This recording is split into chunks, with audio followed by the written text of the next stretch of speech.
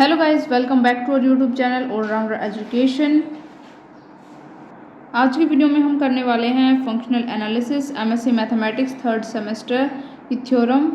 तो स्टार्ट करते हैं। जैसे कि आप सभी को पता है कि यूनिट फर्स्ट चल रही है, तो उसकी प्लेलिस्ट मैंने बना रखी है फंक्शनल एनालिसिस की। डिस्क्रिप्शन में उसका लिंक भी प्रोवाइड कराया हुआ है, उधर से आप प्लेलिस्ट को विजिट कर सकते हो, अपने फ्रेंड्स के साथ शेयर कर सकते हो। तो स्टार्ट कर लेते हैं आज की थ्योरम। सपोज अब नार्क स्पेस बी, जो बी है वो कोई भी एक नार्क स्पेस कंसीडर कर लिया, is direct sum of the linear सब स्पेसिस। ये डायरेक्ट सम है लीनियर सब स्पेसिस एक्स एंड वाई का। तो इसको किस टाइप से लिखेंगे? B is equal to X plus Y. कोई भी एक जेड ले लेते हैं इंटीजर जो बिलोंग करेगा बी से, हैज़ अ यूनिक एक्सप्रेशन। इसके पास एक यूनिक एक्सप्रेशन होगा, जेड की वैल्यू आएगी एक्स प्लस वाई के equal, as the sum of X in X. जब जो ये वाला एक्स है ये बिलोंग करेगा कैपिटल एक्स से, ये वाई बिलोंग करेगा वाई से। तो अगर हम इनका सम करेंगे तो इसकी वैल्यू जेड से आ जाएगी, क्योंकि जो जेड है ये बिलोंग करेगा बी से। अब हमने डिनोट कर लिया नॉर्म ऑफ जेड डैश है, इसकी वैल्यू आ जाएगी norm of X plus Y dash के equal, which is equal to norm of X plus norm of Y.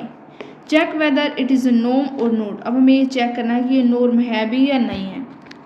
Late कर लिया हमने, जो बी डैश है वो डिनोट करता है लीनियर सब इक्विप्ड विद द नॉर्म, कि जो ये बी डैश है वो ये कोई भी एक लीनियर स्पेस है जो इक्विप करता है इस नॉर्म के साथ। तो prove that B dash is a नार्क स्पेस। तो हमें प्रूव करना है जो बी डैश है वो हमारे पास कोई भी एक नार्क स्पेस है if X and Y are closed in B. अगर एक्स और वाई जो हमारे पास क्लोज्ड हैं बी के अंदर।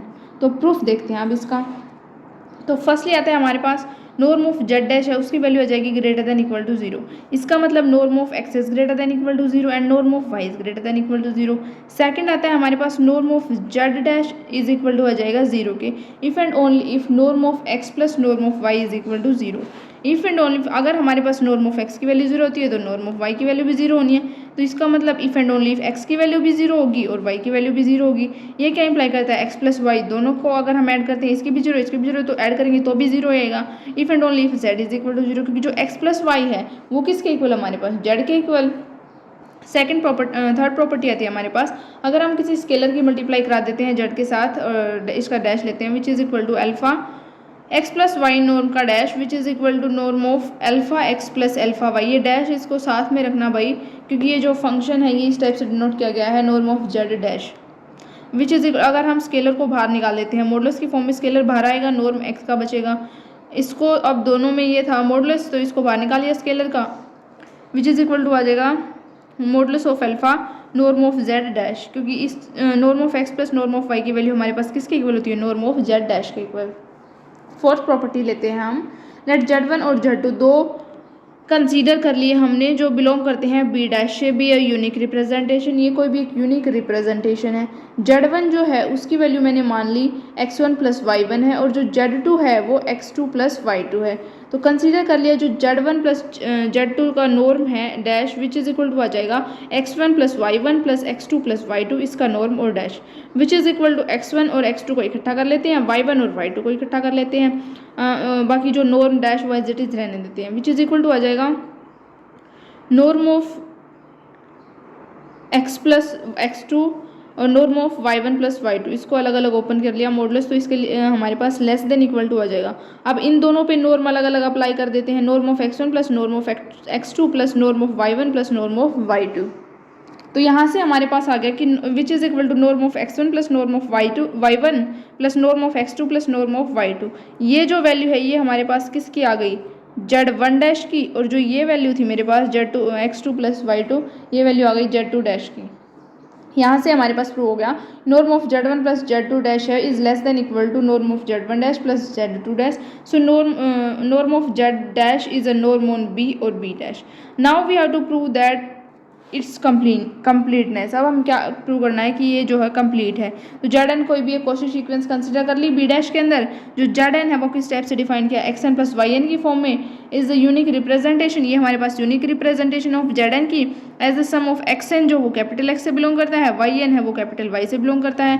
Then for each epsilon greater than 0 there exist a positive integer N naught, कोई भी एक positive integer N naught exist करेगा such that norm of Z N minus Z M dash is less than epsilon for all M N is greater than equal to N naught. यहाँ से हमारे पास आ गया जेड एन की value put कर दी और जेड एम की वैल्यू पुट कर दी, विच इज़ आ जाएगा लेस देन एप्सिलॉन जब एम एन की value greater than N naught होती है। अब X N minus X M कर दिया plus Y N minus Y M का norm dash less than epsilon आ जाएगा।